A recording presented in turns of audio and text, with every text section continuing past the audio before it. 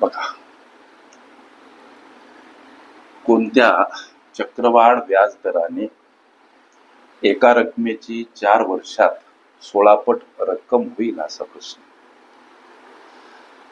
हा प्रश्न लेकरांनो सोडवण्यासाठीच एक सूत्र आहे आणि अशा पद्धतीचे प्रश्न आले असता हे सूत्र पक्क पाठ करा. जसं की पट आणि या पटचा पावर 1/t. लक्ष द्या, पटचा घात 1 भागीला टी म्हणजे टाईम. प्रश्नामध्ये जो वेळ दर्शवला तो, याला -1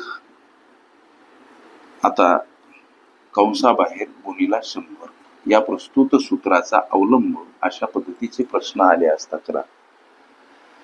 इथं प्रश्न म्हणते की रक्कम 16 पट म्हणून छेदस, इथं कंसामध्ये 16 कंसाचा घात 1 भागीला टी म्हणजे टाईम अर्थात 4 वर्ष -1 कंसाबाहेर गुणिला 100. आता 16चा घात 1/4 या 16ला 4च्या पॉवर मध्ये लिहिता येईल का? 2चा पॉवर म्हणजेच घात, 2चा घात 4 म्हणजे 16, बेदोनी 4, 4 दोन्ही 8, 8 दोन्ही 16. म्हणून इथं 4 4 कॅन्सल करायचे, म्हणून या 16ला 2चा घात 4 असं सुद्धा म्हणतात. आता या 2चा घात 4 त्याचा घात 1/4 अशी मांडणी तयार होईल. -1 कंसाबाहेर गुणिला 100.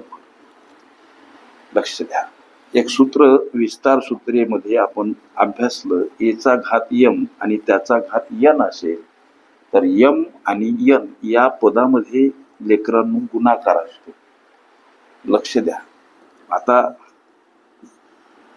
2चा घात 4 आणि या 1/4 मध्ये असतो गुणाकार.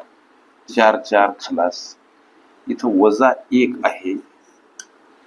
लक्ष द्या, समोर गुणीला काय हो 100. आता गणिताला इकडं वळतं करा. काय उरलं? इथं कंसामध्ये 2 छोट्या कंसात 2 आणि त्याचा घात 1